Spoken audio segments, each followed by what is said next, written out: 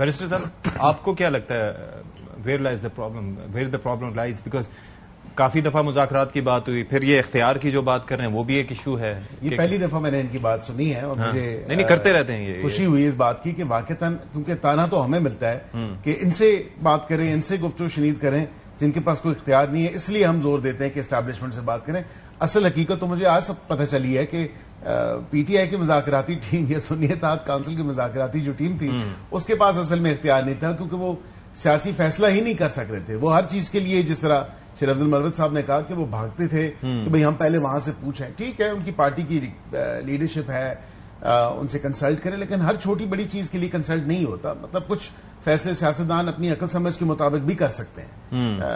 Problem یہاں پہ لائے کرتی ہے کہ پھر میں جب اگر اس پہ بات کروں تو پرابلم یہ ہے، جب دورہ حکومت تھا پی ٹی آئی کا تو پی ٹی آئی اصل میں کیونکہ اس وقت کی اسٹیبلشمنٹ کی سپورٹ سے آئی تھی، everybody knows this of course.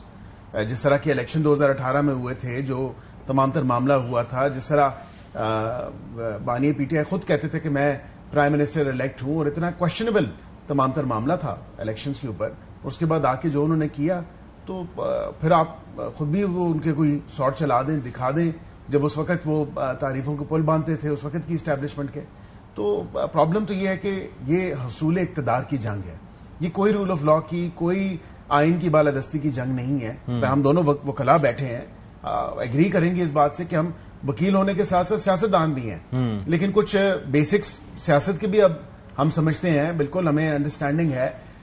بانی پی ٹی آئی کی تمام تر جدوجہد میرے ویو میں یا میرے لحاظ سے وہ صرف اور صرف حصول اقتدار کے لیے جو کوششیں ہو رہی ہیں وہ ہو رہی ہیں. اس کے علاوہ رول آف لا سے، اب آئین کی بالادستی سے، کانسٹیٹیوشن سے کوئی کوسوں دور جو ہے کچھ لینا لیکن دینا نہیں. ایک چیز ہے شیر افضل صاحب کہ اس وقت اگر پارٹی کی بات کی جائے تو آپ نے کہا کہ ہر کسی چھوٹی چیز کے لیے اڈیالہ نہیں بھاگنا چاہیے، لیکن ویسے بھی لوگ ہونے چاہیے. لیکن یہاں پر who is running the party right now?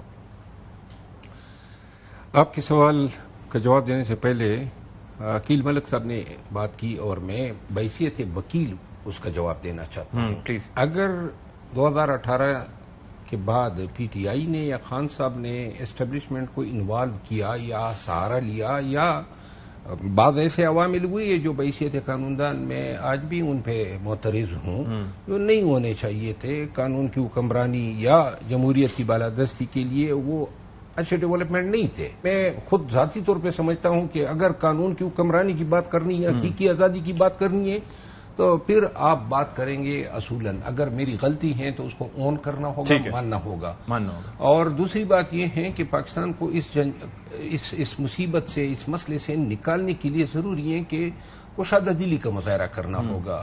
یہ جب بھی اسمبلی میں ہم جاتے ہیں اور جو اس طرف سے اور اس طرف سے جو حالت ہو جاتی ہے، دم گھٹنے لگتا ہے. یعنی ہم ایک دوسرے کو احترام کیوں نہیں دے سکتے ہیں؟ دینا چاہیے، ظاہر ہے. بے توقیری کیوں کرتے ہیں؟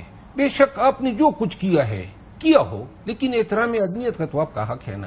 اس سے تو میں آپ کو محروم نہیں کر سکتا. اب میرے سوال پہ آپ آ جائیں. اب آپ کے سوال کا جہاں تک تعلق ہے، پاکستان تحریک انصاف کو مختلف اوقات میں ہماری پالیسیز چینج ہوتی آئی ہیں، لیکن 2-3 چیزوں پہ میں مکمل یقین رکھتا ہوں. نمبر 1، پاکستان تحریک انصاف میں جو فیصلہ سازی ہے وہ اس کی مثال ایسی ہے کہ جس طرح وہ راہٹ نہیں چلتا ہے.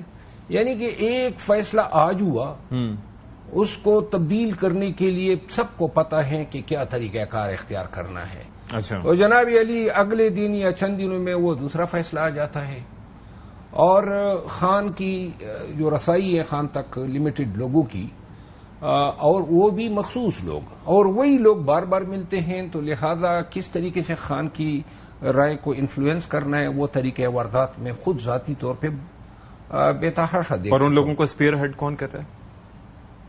یعنی کہ جب یہ خان اور بشا بی بی کی کنوکشن ہوئی تو پھر ذرا پینڈولم تھوڑا چینج ہو گیا.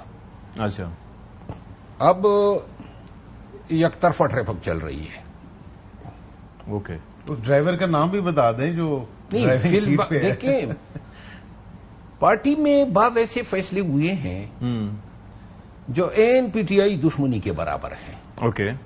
ایسے فیصلے جن پہ آج بھی میں پوری پی ٹی آئی، اگر آپ سوال کر لینا کوئی پی ٹی آئی کا بندہ جواب نہیں دے سکتا ہے کہ جب نشان کا ایشو درپے تھا اور بلے کے نشان کے جانے کے بہت ہی زیادہ اندیشے تھے تو ہم نے کیوں کر مولانا شیرانی کو چھوڑ کے بیٹسمین سے الحاق کیا.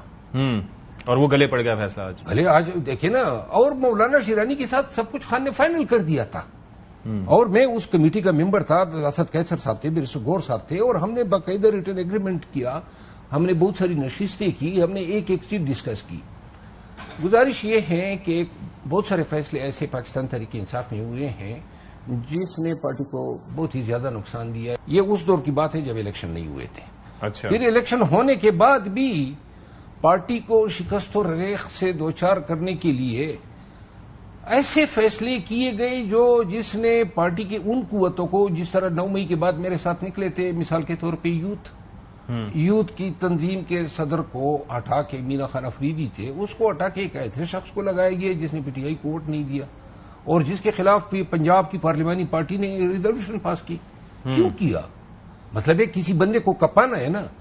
پارٹی میں جب یہ جنگ چڑھ جائے کہ بھائی پارٹی کس کی میراث ہو سکتی ہے، ٹھیک ہے، تو لہذا پارٹی کا مسئلہ یہ ہے کہ اب یہ جو آپ دیکھ رہے ہیں، میرے حوالے سے کہا گیا نا کہ میں نے ڈسپلن کی خلاف ورزی کی ہے، کل عام آ کے میڈیا پہ بات کی. یہ مجھ پہ الزام تھا جس پہ انہوں نے مجھے تیسری دفعہ نکالا. یہ جو ہمارے اکابرین روزانہ ایک دوسرے پہ بچھاڑ کرتے ہیں نیشنل میڈیا پہ بیٹھ کے، محترمہ علیمہ خانم نے بچھاڑ کی علی امین خان پہ. وہ سیاسی رہنما ہے.